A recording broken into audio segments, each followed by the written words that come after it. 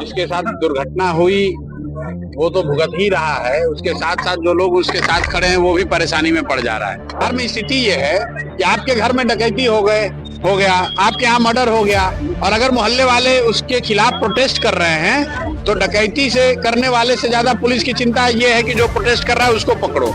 विधायक और सांसद क्यों आएंगे? जब आप उनको मुफ्त में वोट दीजिएगा तो विधायक और सांसद क्यों आएगा? यही बात तो जनसुराज 3 बरस से बता रहा है कि भाई अगर आप अपना और अपने बच्चों की चिंता नहीं करोगे तो ना उसके लिए पढ़ाई होगी, ना उसके लिए रोजगार होगा, ना उसके लिए सुरक्षा होगी।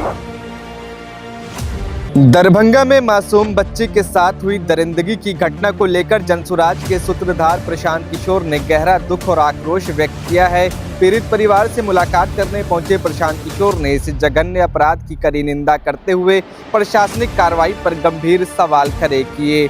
उन्होंने कहा कि एक ओर जहां मुख्य आरोपी पुलिस की गिरफ्त में है, वहीं दूसरी ओर पुलिस ने उन ग्रामीणों और पीड़ित पक्ष के लोगों को ही गिरफ्तार कर रही है जो न्याय की मांग को लेकर आवाज उठा रहे थे।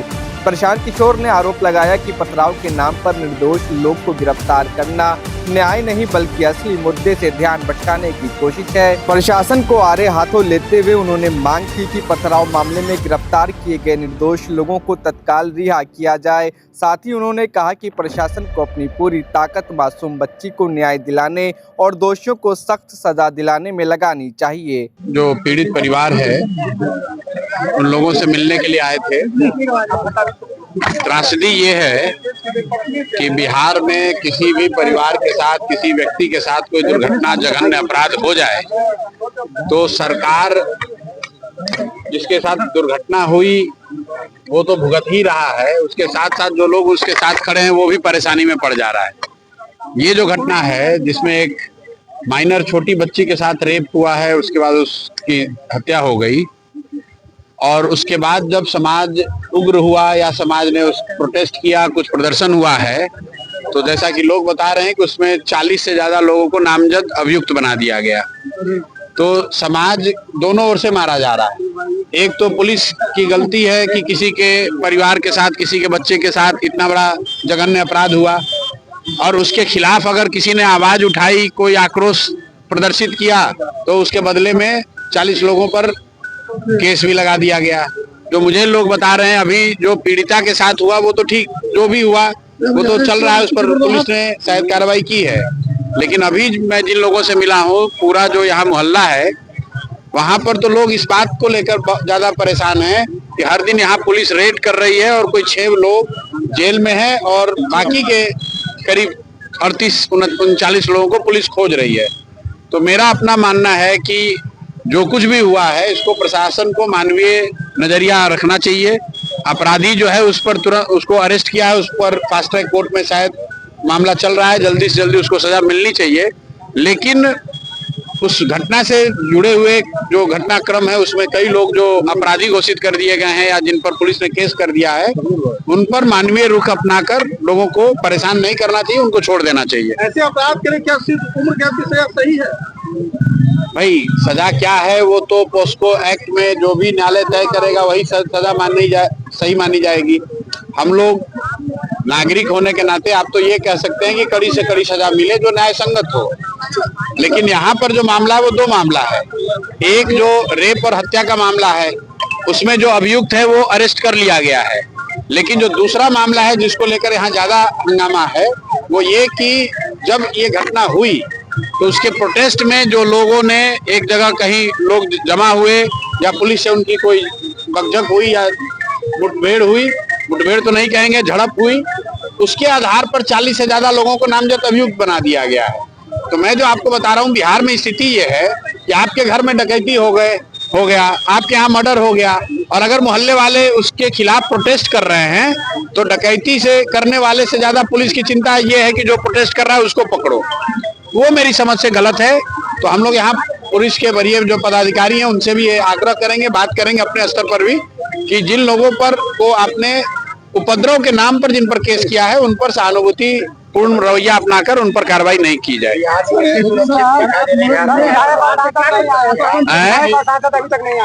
विधायक और सांसद क्यों आएंगे? जब आप उनको मुफ्त में वोट दीजिएगा तो विधायक और सांसद क्यों आएगा? विधायक और सांसद को मालूम है कि अगली बार जब चुनाव होगा, आज से 2 वर्ष के बाद, साल भर के बाद, 2 साल के बाद चुनाव होगा, तो फिर आपको हिंदू मुसलमान बनाया जाएगा, अगड़ा पिछड़ा किया जाएगा, तब लोग अपना कष्ट भूल जाएंगे। आपके बच्चों के साथ क्या हुआ, आपके साथ क्या हुआ, भूल जाइएगा। और चुनाव के दिन फिर मोदी जी का नाम सुनकर, नीतीश जी का चेहरा देखकर, लालू जी का सुनकर आप वोट दे दीजिएगा। आज कोई नहीं आ रहा है देखने। यही बात तो जनसुराज 3 वर्ष से बता रहा है कि भाई अगर आप अपना और अपने बच्चों की चिंता नहीं करोगे तो ना उसके लिए पढ़ाई होगी, ना उसके लिए रोजगार होगा, ना उसके लिए सुरक्षा होगी। कितनी सुरक्षित है देश का मेरा ये वाले बिहार में? भाई जो पिछले 2 महीनों से हम लोग देख रहे हैं, अभी तो नई सरकार चुनकर आई है, अभी बोलने पर तो लोग यही कहेंगे कि अभी कार्रवाई हो रही है, लेकिन पिछले 2 महीने से आप देख रहे हैं, चाहे जहानाबाद के नीट की छात्रा का मामला हो, मधेपुरा में, खगड़िया में, पूर्णिया में, हर जगह रेप और मर्डर की जो घटनाएं हैं वो बहुत बड़ी संख्या में अभी लोग बता रहे हैं, और ये उसी कड़ी में एक घटना है। लेकिन मैं जो बात आपके जरिए बताना चाह रहा हूं बिहार के समाज को, कि आपके साथ कोई दुर्घटना हो जाए, कोई आपके साथ, आपके परिवार के साथ, आपके जानने वाले के साथ जघन्य अपराध कर दे, तो अपराधी जब पकड़ा जाएगा, लेकिन अगर आपने आवाज उठाई तो सबसे पहले आपको पकड़ा जाएगा। जो मुझे यहाँ समझ में आ रहा है कि भाई 6 साल 7 साल के बच्ची के साथ जघन्य अपराध हुआ है, रेप हुआ, मर्डर हुआ, स्वाभाविक तौर पर लोग वहां उग्र होंगे ही होंगे।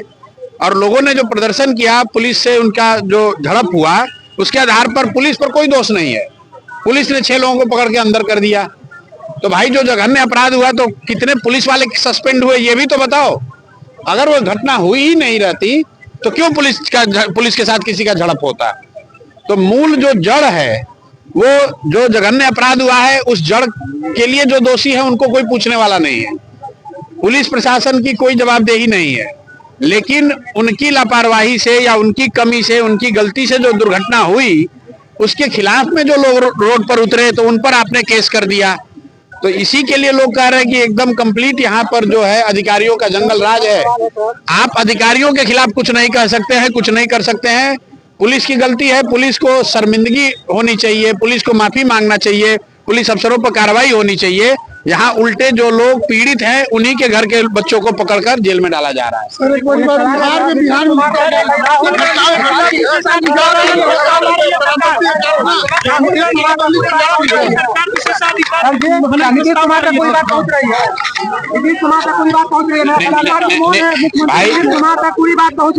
नीतीश कुमार के पास बात कैसे पहुंचेगी? नीतीश कुमार जब वोट मांगने आए तो लोगों ने उनको बक्सा में भर के वोट दिया है, तो नीतीश कुमार अपना कान में तेल डालकर बैठे हुए हैं। क्या इस मामले विपक्ष एकजुट है? राहुल गांधी के खिलाफ मोदी सरकार विशेषाधिकार हनन प्रस्ताव ला रही है। राहुल जी और कांग्रेस के लोग सक्षम है उस विशेषाधिकार से लड़ने के लिए, उसकी चिंता करने की जरूरत नहीं है।